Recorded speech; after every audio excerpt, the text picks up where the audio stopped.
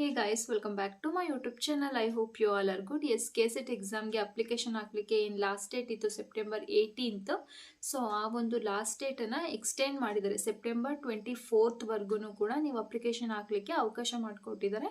So ಯಾರೆಲ್ಲ ಇನ್ನೂ application ಹಾಕಿಲ್ಲ, ಸೊ ಅಂಥವ್ರಿಗೆ ಇದೊಂದು ಒಳ್ಳೆ ಚಾನ್ಸ್ ಅಂತಲೇ ಹೇಳ್ಬಹುದು. ಸೊ ಯಾರೆಲ್ಲ ಅಪ್ಲಿಕೇಶನ್ಸ್ ಹಾಕಿಲ್ಲ, ಸೊ ಅವ್ರುಗಳು ಆದಷ್ಟು ಬೇಗ ಬಿಫೋರ್ 24th ಒಳಗಡೆನೆ ಹಾಕ್ಲಿಕ್ಕೆ ಟ್ರೈ ಮಾಡಿ. ಹಾಗೆ ಹಾಕೋದಷ್ಟೇ ಅಲ್ಲ, ಕುತ್ಕೊಂಡು ಓದ್ಕೊಳ್ಳೋದಕ್ಕೂ ಟ್ರೈ ಮಾಡಿ. ಸೊ ತುಂಬ ಜನಕ್ಕೆ ನಾನು ನೋಟ್ಸ್ ಕೊಡ್ತೀನಿ ಅಂತ ಹೇಳಿದ್ದೆ. ಜಿಯೋಗ್ರಫಿ ನೋಟ್ಸು ಮತ್ತು ಹಿಸ್ಟ್ರಿ ನೋಟ್ಸ್ಗಳನ್ನ ಪ್ರೊವೈಡ್ ಮಾಡ್ತೀನಿ. ನನ್ನ ಒಂದು ಸಬ್ಜೆಕ್ಟ್ ಎಕನಾಮಿಕ್ಸ್ ನೋಟ್ಸ್ಗಳನ್ನು ಕೂಡ ಕೊಡ್ತೀನಿ ಅಂತ ಹೇಳಿದ್ದೆ. ಸೊ ನಾನು ವಾಟ್ಸಪ್ ಚಾನಲ್ನಲ್ಲಿ ಆಲ್ರೆಡಿ ಎಕನಾಮಿಕ್ಸ್ ನೋಟ್ಸ್ನ ತುಂಬ ಹಿಂದೆನೇ ಹಾಕಿದ್ದೀನಿ. ನಾನು ಏನೇನು ಎಕನಾಮಿಕ್ಸ್ ನೋಟ್ಸ್ ಮಾಡ್ಕೊಂಡಿದ್ದೆ, ಸೊ ಅಷ್ಟು ನೋಟ್ಸ್ಗಳನ್ನು ಪ್ರೊವೈಡ್ ಮಾಡಿದ್ದೀನಿ. ನೀವು ಅದನ್ನು ರೆಫರ್ ಮಾಡಿಕೊಂಡು ಮೀನ್ಸ್ ನನ್ನ ನೋಟ್ಸ್ನ ನೋಡಿಕೊಂಡು ನೀವೇ ಕ್ವಶನ್ಸ್ಗಳನ್ನ ರೆಡಿ ಮಾಡ್ಕೊಳ್ಳಿ ಅಂತ ಕೂಡ ಹೇಳಿದ್ದೆ. ಇನ್ ಕೇಸ್ ಏನಾದರೂ ನೋಟ್ಸ್ ನಿಮಗೆ ಅರ್ಥ ಆಗ್ತಿಲ್ಲ ಅಂತ ಹೇಳಿದ್ರೆ ಯಾವ ಬುಕ್ಗಳನ್ನ ಓದಬೇಕು ಅನ್ನೋದ್ರ ಬಗ್ಗೆ ಕೂಡ ನಾನು ಆಲ್ರೆಡಿ ಹೇಳಿದ್ದೀನಿ. ಜೊತೆಗೆ ಜಿಯೋಗ್ರಫಿ ಮತ್ತು ಹಿಸ್ಟ್ರಿ ನೋಟ್ಸ್ಗಳನ್ನ ಕೂಡ ಪ್ರೊವೈಡ್ ಮಾಡ್ತೀನಿ. ನನ್ನ ಹತ್ರ ಏನು ಸೋರ್ಸ್ ಇದೆ ಅದನ್ನು ಕೊಡ್ತೀನಿ ಅಂತ ಹೇಳಿದ್ದೆ. ಸೊ PDF ಮಾಡಿ ಸ್ವಲ್ಪ ಲೇಟ್ ಆಯಿತು, ಸೊ ಅದಕ್ಕೋಸ್ಕರ ಸಾರಿ ಇರಲಿ. PDF ಮಾಡಿ ಹಾಕಿದ್ದೀನಿ. ಜಿಯೋಗ್ರಫಿ ಮತ್ತು ಹಿಸ್ಟ್ರಿ ಎರಡನ್ನೂ ಕೂಡ PDF ಮಾಡಿ ಹಾಕಿದ್ದೀನಿ. ಸೊ ಯಾರಿಗೆಲ್ಲ ಅದರ ಅವಶ್ಯಕತೆ ಇದೆ ಅಂದರೆ ಆ ಒಂದು ನೋಟ್ಸ್ಗಳ ಅವಶ್ಯಕತೆ ಇದೆ, ಸೊ ಅವ್ರುಗಳು ಯುಟಿಲೈಸ್ ಮಾಡ್ಕೋಬೋದು ವಾಟ್ಸಪ್ ಚಾನಲ್ ಮೂಲಕ. ವಾಟ್ಸಪ್ ಚಾನಲ್ನ ಒಂದು ಲಿಂಕನ್ನು ನಾನು ಡಿಸ್ಕ್ರಿಪ್ಷನ್ ಬಾಕ್ಸಲ್ಲೂ ಕೂಡ ಹಾಕಿರ್ತೀನಿ. ಜೊತೆಗೆ ನನ್ನ ಚಾನಲ್ನ ಬಯೋದಲ್ಲೂ ಕೂಡ ಇರುತ್ತೆ. ಸೊ ಹೋಗಿ ನೀವು ಅಲ್ಲಿಂದ ವಾಟ್ಸಪ್ ಚಾನಲ್ಗೆ ಲಾಗಿನ್ ಆಗಿ ಅಥವಾ ಜಾಯಿನ್ ಆಗಿ ಅಲ್ಲಿಂದ ನೀವುಗಳು PDF ತೊಗೊಂಡು ಓದಬಹುದು. ಸೊ ನೆನ್ನೆ ಹೀಗೆ ಕ್ಲಾಸ್ ಮುಗಿಸ್ಕೊಂಡು ಬಂದಮೇಲೆ ಯೂಟ್ಯೂಬ್ನಲ್ಲಿ ಏನೇನು ಅಪ್ಡೇಟ್ಸ್ ಆಗಿದೆ, ಏನೇನು ಕಮೆಂಟ್ಸ್ ಇದೆ ನೋಡೋಣ ಅಂತ ಹೇಳ್ಬಿಟ್ಟು ನೋಡ್ತಾ ಇದ್ದೆ. ಸೊ ಯಾರೋ ಒಬ್ಬರು ಮೆಸೇಜ್ ಮಾಡಿದರು, ಮ್ಯಾಮ್ ಅಸಿಸ್ಟೆಂಟ್ ಪ್ರೊಫೆಸರ್ಗೆ ಯಾವಾಗ ಕಾಲ್ ಫಾರ್ ಮಾಡ್ತಾರೆ ಹೇಳಿ, PU ಕಾಲೇಜ್ ರಿಕ್ರೂಟ್ಮೆಂಟ್ ಯಾವಾಗ ಹೇಳಿ ಅಂತೆಲ್ಲ ಕ್ವಶನ್ಸ್ಗಳು ಬಂದಿದ್ವು. ಸೊ ಅದು ಗುಡ್ ಕ್ವಶನ್ ಅಂತಲೇ ಹೇಳ್ಬೋದು. ಬಿಕಾಸ್ ನಾನು 3 ವರ್ಷದ ಹಿಂದೆ ಅಂದರೆ ನಾನು ಮಾಸ್ಟರ್ಸ್ಗೆ ಜಾಯ್ನ್ ಆಗಿದ್ದೆ, ಫಸ್ಟ್ ಇಯರ್ ಮಾಸ್ಟರ್ಸಲ್ಲಿ ಇರಬೇಕಾದ್ರೇ ಇದ್ರ ಬಗ್ಗೆ ಎಲ್ಲನೂ ಅಂದರೆ ಇನ್ನೂ ಕಾಲ್ ಫಾರ್ ಆಗ್ತಾನೇ ಇದೆ, ಹಾಗೇ ಬಿಡುತ್ತೆ. PU ಕಾಲೇಜ್ಗೆ ನೇಮಕಾತಿ, ಉಪನ್ಯಾಸಕರ ನೇಮಕಾತಿ, ಇಷ್ಟು ಒಂದೊಂದು ವಿಷಯಗಳಿಗೆ ಇಷ್ಟಿಷ್ಟು, ಅರ್ಥಶಾಸ್ತ್ರಕ್ಕೆ 187, ಕನ್ನಡಕ್ಕಿಷ್ಟು, ಹಿಸ್ಟ್ರಿಗಿಷ್ಟು, ಈ ರೀತಿ ಎಲ್ಲ ಇಂಗ್ಲೀಷ್ಗಿಷ್ಟು ಅಂತೆಲ್ಲ ಅವಾಗಲೇ ಹೇಳೋರು. ಬಟ್ ನಾನು ಅವಾಗಿನ್ನೂ ಮಾಸ್ಟರ್ಸ್ನ ಮುಗಿಸ್ಕೊಂಡಿರಲಿಲ್ಲ. ಸೊ ಹಾಗಾಗಿ ಅವಾಗ ನನಗೊಂಥರ ಭಯ, ಅಯ್ಯೋ ನಾನಿನ್ನೂ ಮಾಸ್ಟರ್ಸ್ನ ಮುಗಿಸ್ಕೊಂಡಿಲ್ವಲ್ಲಪ್ಪ, ಇವ್ರು ನೋಡಿ ಇವರೆಲ್ಲ ಇವಾಗಲೇ ಕಾಲ್ ಫಾರ್ ಮಾಡಿದ್ರೆ ನಾನು ಅದಕ್ಕೆ ಎಲಿಜಿಬಲ್ ಇರಲ್ಲ, ಏನು ಮಾಡೋದು ಅಂತ. ಬಟ್ ನಂದು ಮಾಸ್ಟರ್ಸ್ ಮುಗಿದು ಆಲ್ರೆಡಿ ವರ್ಕ್ ಮಾಡ್ತಾಯಿದ್ದೀನಿ, ಎಲ್ಲೋ ಒಂದು ಕಾಲೇಜಲ್ಲಿ ವರ್ಕ್ ಮಾಡ್ತಾಯಿದ್ದೀನಿ. ಬಟ್ ಇನ್ನೂ ಕೂಡ ಅದಕ್ಕೆ ಕಾಲ್ ಫಾರ್ ಆಗೇ ಇಲ್ಲ. ಸೊ ಯಾವಾಗ ಕಾಲ್ ಫಾರ್ ಮಾಡ್ತಾರೆ ಅಂತ ಗೊತ್ತಿಲ್ಲ. ಬಟ್ ರೀಸೆಂಟಾಗಿ ಮಧು ಬಂಗಾರಪ್ಪ ಅವರು ಕೂಡ ಹೇಳಿದ್ದಾರೆ 18,500 ಶಿಕ್ಷಕರ ನೇಮಕಾತಿ ಮಾಡ್ಕೊಳ್ತೀವಿ ಅಂಥೇಳಿ. ಗೊತ್ತಿಲ್ಲ ಅವೆಲ್ಲ ಯಾವಾಗ ಮಾಡ್ತಾರೆ ಅಂತ. ಬಟ್ ಅವರು ಅಪ್ಲಿಕೇಶನ್ನ ಕರೆದಾಗ ಅಥವಾ ಹುದ್ದೆಗಳನ್ನ ಭರ್ತಿ ಮಾಡ್ಕೊಳ್ತೀವಿ ಅಂಥೇಳಿ ಅಪ್ಲಿಕೇಶನ್ಸ್ಗಳನ್ನ ಬಿಟ್ಟಾಗ ನಾವುಗಳು ಅದಕ್ಕೆ ಎಲಿಜಿಬಲ್ ಇರಬೇಕಲ್ವಾ.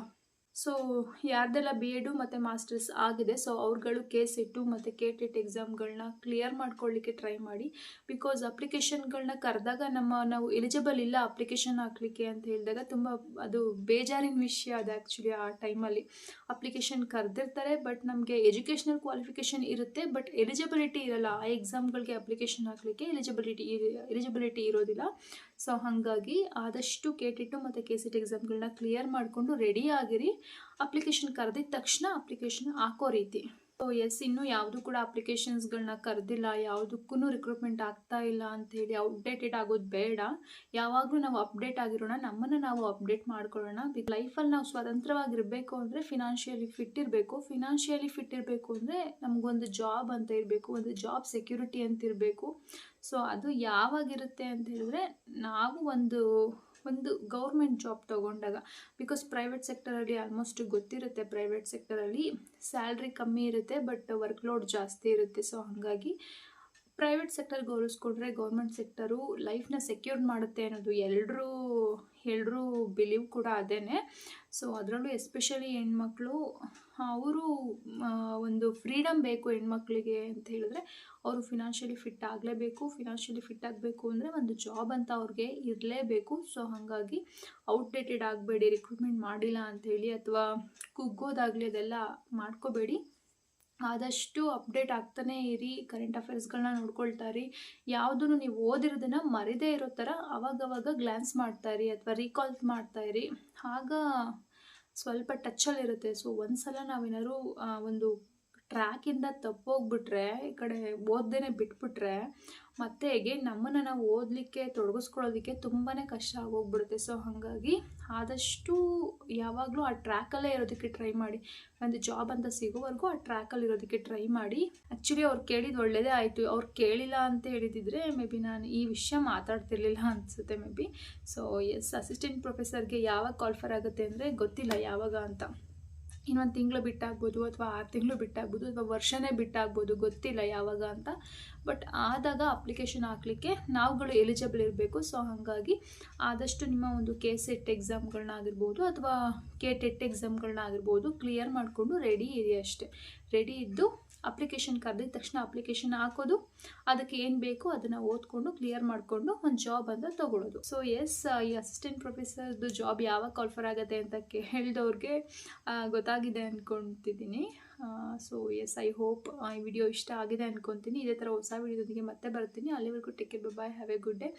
ಸೊ ಎಸ್, ನಿಮ್ಗಳಿಗೆ ಏನೇ ಡೌಟ್ಸ್ ಇತ್ತು ಅಂತ ಹೇಳಿದ್ರು ಸೊ ಕಮೆಂಟ್ ಬಾಕ್ಸಲ್ಲಿ ಕಮೆಂಟ್ ಮಾಡ್ಬೋದು, ರಿಪ್ಲೈ ಮಾಡ್ತೀನಿ. ರಿಪ್ಲೈ ಮಾಡೋಕ್ಕಾಗಿಲ್ಲ ಅಂದರೂ ಅಟ್ಲೀಸ್ಟ್ ಯಾವಾಗಲಾದ್ರು ಫ್ರೀ ಆದಾಗ ವಿಡಿಯೋ ಮಾಡಿ ಹಾಕ್ತೀನಿ. Thank you.